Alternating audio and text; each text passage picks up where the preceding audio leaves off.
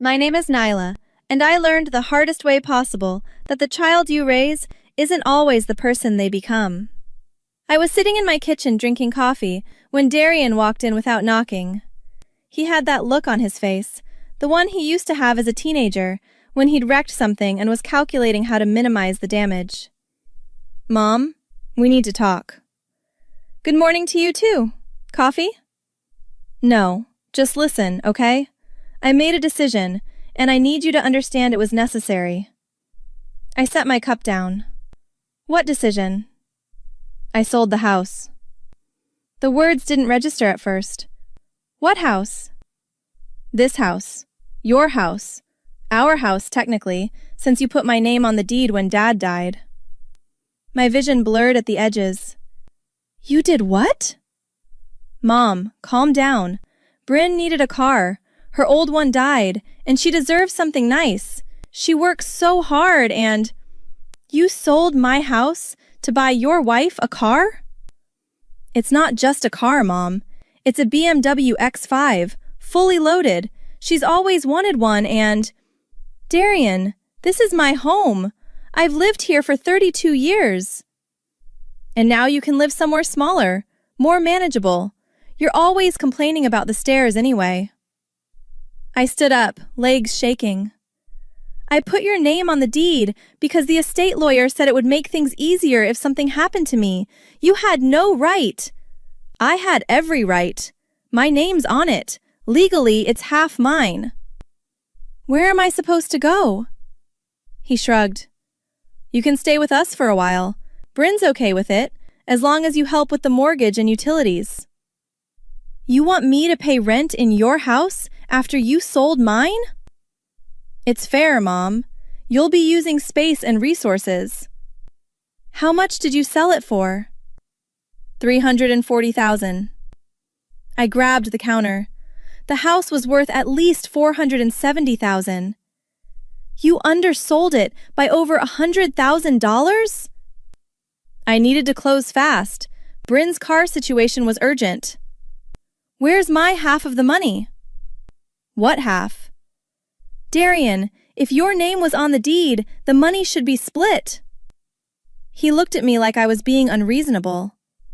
"Mom, I have expenses. The car was $83,000. Then there's the extended warranty, the insurance setup, and Bryn wants the windows tinted. Plus, we're redoing the kitchen and—" "You spent my money on your renovations?" "Our money. And it's not like you need it all right now. You've got your pension." "My pension is $900 a month." "Then you should have planned better." He checked his phone. "Look, I have to go. Bryn's waiting at the dealership. We're picking up the car today." "Darian, you can't do this." "I already did it. Closing was yesterday. You have 30 days to move out." 30 days? "The buyers are being generous. Normally it's 15. He walked toward the door, then paused. "Oh, and Mom? Don't make this difficult. Bryn's really excited about her car, and I don't want you ruining this for her. She's more important than some old house." The door closed behind him. I stood there for 20 minutes before I could move. Then I called my friend Greta. "Nyla? What's wrong?" "Darian sold my house." "What are you talking about?" I explained everything, my voice breaking. Greta was silent for a long time. "That son of a bitch. I don't know what to do." "First, call a lawyer. Today. Right now." "With what money? I have maybe $4,000 in savings." "Did you sign anything?" "No, but his name was on the deed. The lawyer said—" "Which lawyer?" "The estate attorney, 5 years ago after Marcus died." "Do you remember what he said exactly?" I tried to think back. "He said putting Darian on the deed would avoid probate, make everything smoother if I died. I never thought—" "That he'd rob you while you were still breathing?" Greta came over that afternoon with her son, Troy, who worked in real estate. Troy read through the paperwork I'd found in the filing cabinet. "This is bad." How bad? Joint tenancy with rights of survivorship. He had legal authority to sell without your signature. Greta slammed her hand on the table. That can't be legal. It is. Both names on the deed means both parties can act independently in most states. Troy looked at me. Did you know about the sale beforehand? Did he tell you at all? Not until this morning. Okay, that's something. There might be grounds for financial elder abuse, depending on how the state classifies it. You're 61? Yes. It's borderline. Some states protect people at 60, some at 65. He made notes. The bigger issue is the sale price.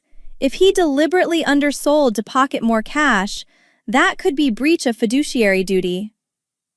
Can I stop this? The sale already closed.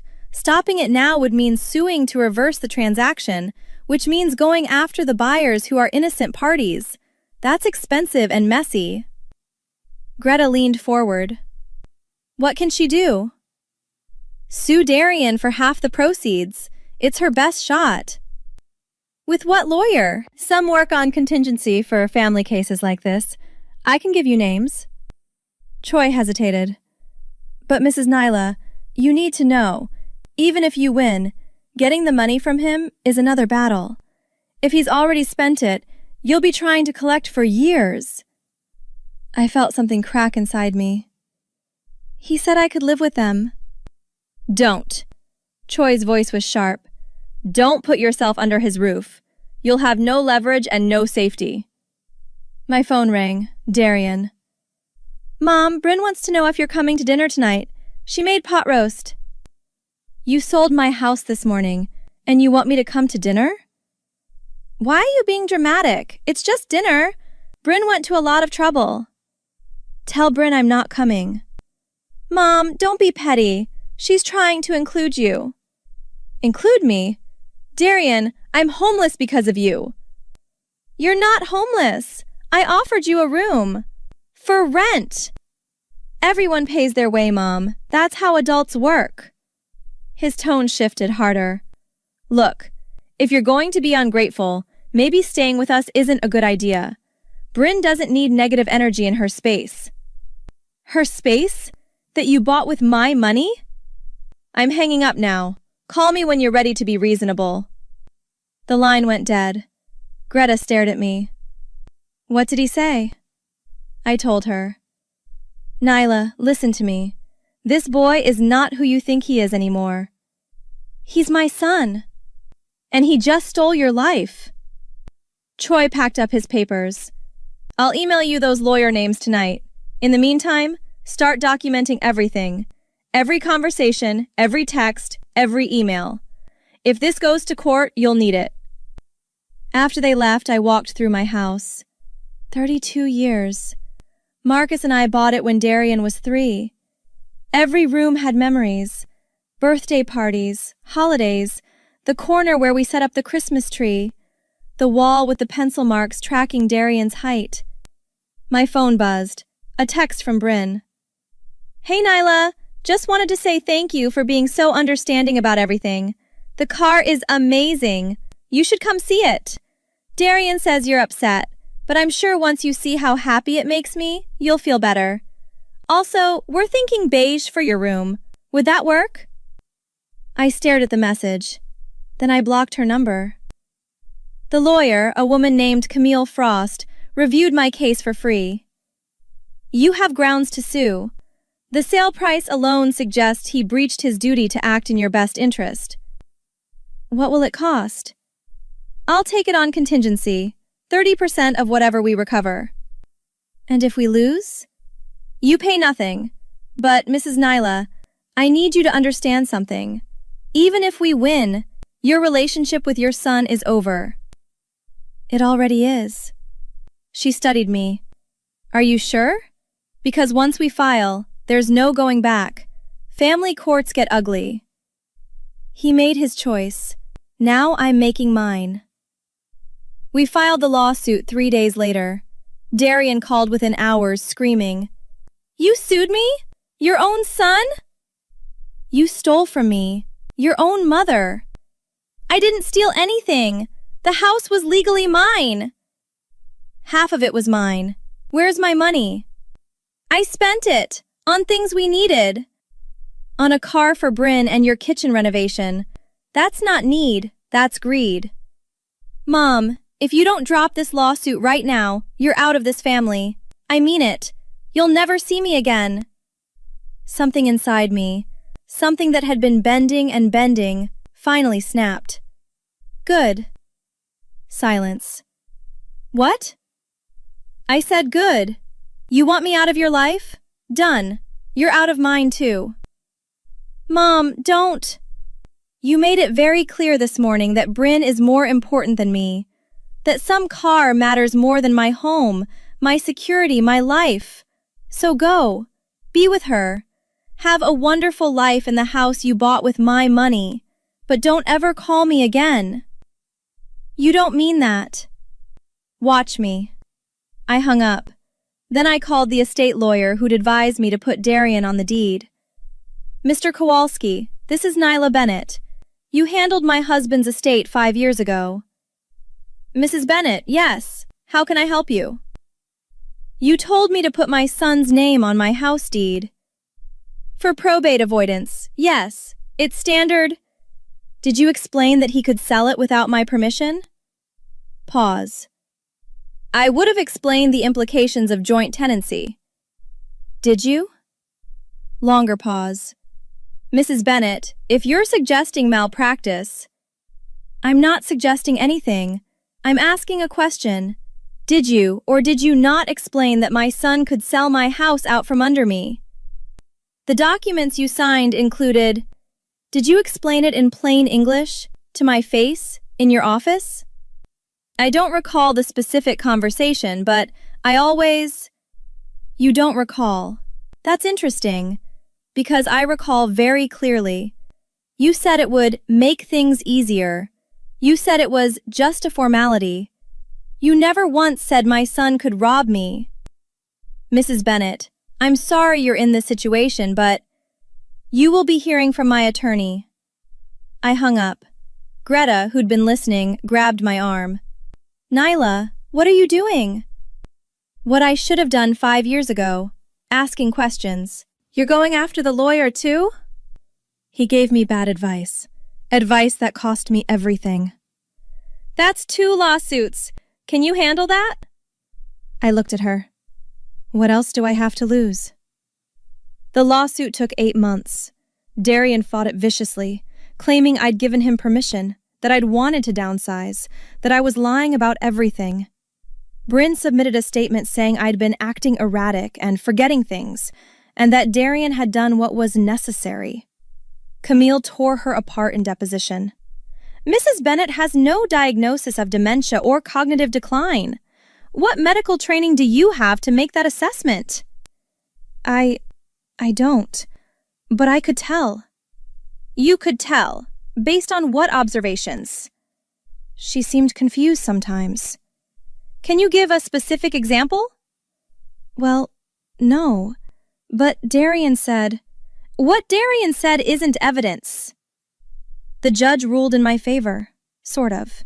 He ordered Darian to pay me $170,000, half the sale price. Not half of what the house was actually worth. Not compensation for the lowball sale. Just half of what Darian had received. Darian appealed. We settled 6 months later. I got $125,000. After Camille's cut and legal fees, I walked away with $78,000. I used it to buy a small condo 40 minutes away. The case against Mr. Kowalski went nowhere. He had disclaimers in his paperwork. The Bar Association said there wasn't enough evidence of misconduct. I was drinking coffee in my new kitchen, smaller, older, with laminate counters instead of granite, when Greta visited. You okay? Define okay. Nyla...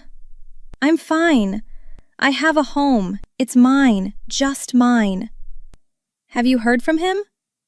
No. She hesitated. Do you want to? I thought about it. No. Really?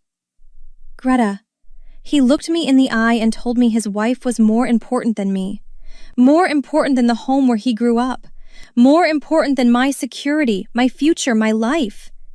And when I stood up for myself, he called me ungrateful.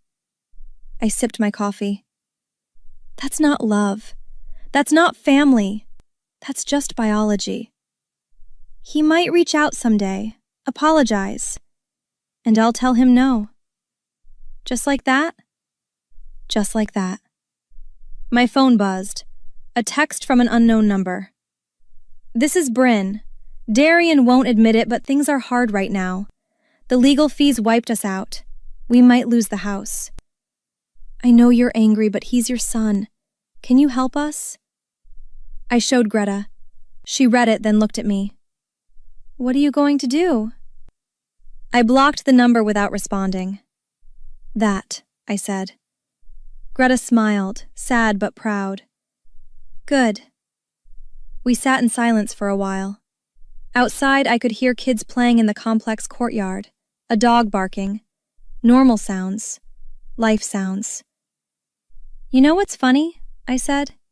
He thought selling my house would solve his problems, get Bryn her car, make her happy, set them up.